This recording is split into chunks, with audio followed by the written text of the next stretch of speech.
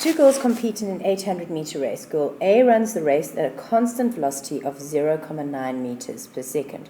So let's work out how long it's going to take her. Since it's a constant velocity, we can say that we can actually just use our triangle, which is V, T, and S, and the time is therefore going to be S divided by V. The total distance is 800 meters, and the velocity is 0.9 meters per second. And we find that it takes her 888.9 seconds to complete the race. That's girl A. Girl B is accelerating. So let's see. For a while, she's going to accelerate. She starts from rest, initial velocity 0 meters per second, accelerates for a time of 10 seconds, at an acceleration of 0.1 meters per second squared. We're going to have to work out how far she goes during that, because she's probably not going to finish the whole 800 meters like that. They say she maintains another speed through to the end. So let's first work out her distance. Distance is equal to UT plus a half AT squared, 0, 10, a half, 0.1, and 10 squared. Don't forget to check that you can make your calculator come out to the same answer as me. So the distance is now 5 meters. So we know that she's actually only got 795 meters left. She now has what velocity? So we need to work out her velocity at this point. Her final velocity is equal to initial velocity plus acceleration times time, 0 plus 0.1 times 10. And I find that she's going at 1 meter per second. Now let's see what happens to her if she carries on for 795 meters at that speed. So we're going to sit there and we're going to go. She's now going at a constant velocity, so I can say time is equal to displacement divided by velocity, 795 divided by 1, and I land up with 795 seconds. But she didn't run only for 795 seconds. Remember, she initially, that's the constant velocity part, she initially ran for 10 seconds. So I'm going to say total time is equal to 795 plus 10, which is equal to 805 seconds. So now if we're going to do some sort of a comparison, we can say something like, and this, by the way, is all girl B. So we can say girl B is 805 seconds, which is faster than girl A, which was at 888.9 seconds, and therefore girl B wins the race.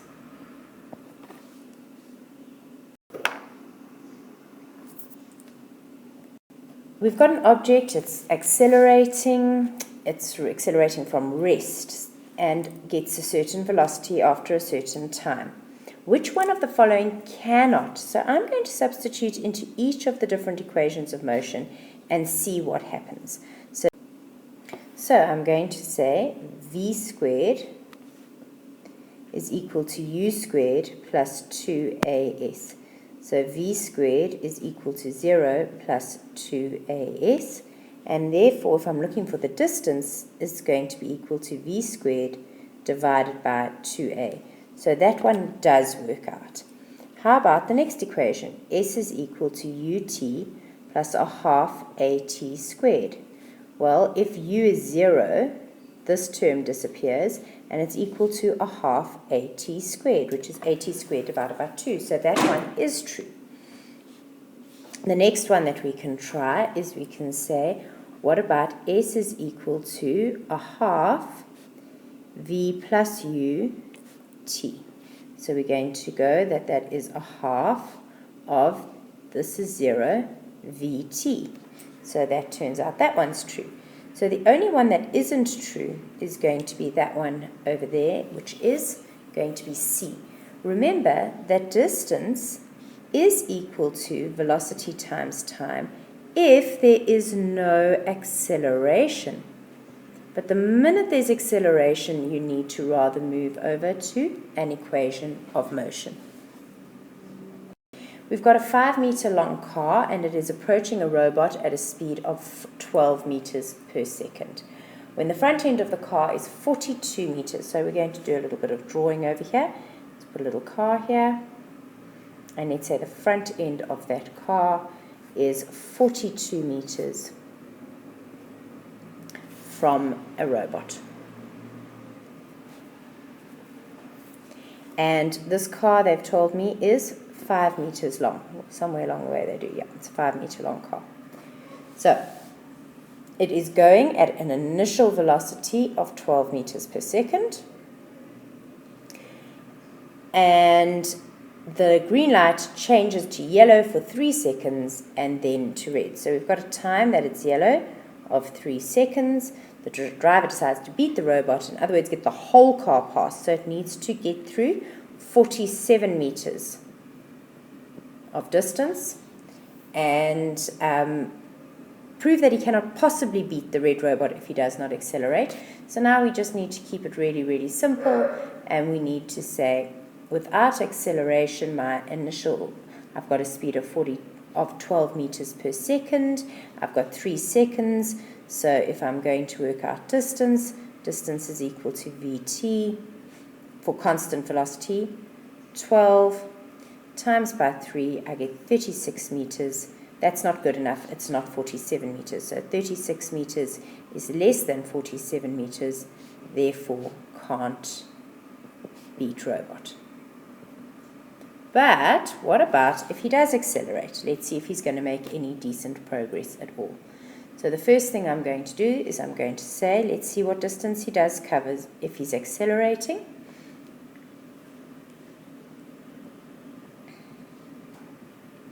My initial velocity was 12. The time that he's got is 3. The acceleration, they tell me an acceleration of 2 meters per second squared. And my time again is 3. Substitute in, and I land up with 45 meters. 45 meters still does not beat 47 meters, and therefore he still can't beat the robot. There is another way of doing this. You could do the whole thing by working out, if I had to cover 47 meters, how long would it take? Turns out it takes 3,92 seconds, and you only have 3 seconds to do the trip. So there is another way of doing it. I'm just going to show you the one way.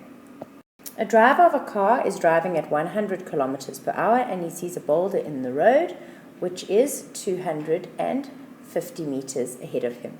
He decides to slam on brakes at 8 meters per second squared. So that's obviously a negative 8 meters per second squared. He's slowing down. 1 second after observing the boulder, will he stop in time?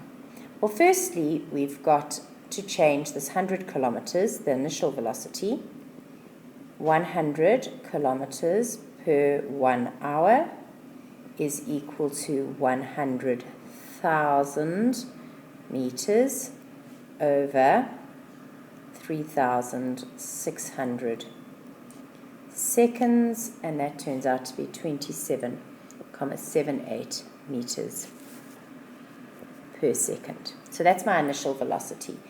We know we're slowing down at 8 meters per second squared, but we're only doing that after 1 second, and we do know that we need to stop. So our final velocity is 0 meters per second.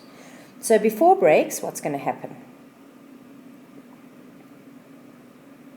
He is going to travel a distance of Vt, which is the speed that he's going at, for 1 second. So he manages to get through 27,78 meters. What about after he's applied the brakes? He is going to cover V squared equals U squared plus 2AS. Final velocity, 0. Initial velocity, 27,78, and I have to square that. Plus 2, the acceleration is negative 8. It's a deceleration, actually. When I rearrange that, again, check that you can make your calculator get 48,23 meters. So what is the total distance? It is equal to before brakes as well as after brakes. So if I add those two numbers together, I get to 76 meters. 76 meters is less than the 250 meters. Remember, the boulder was 250 meters away from him, and therefore he does stop in time.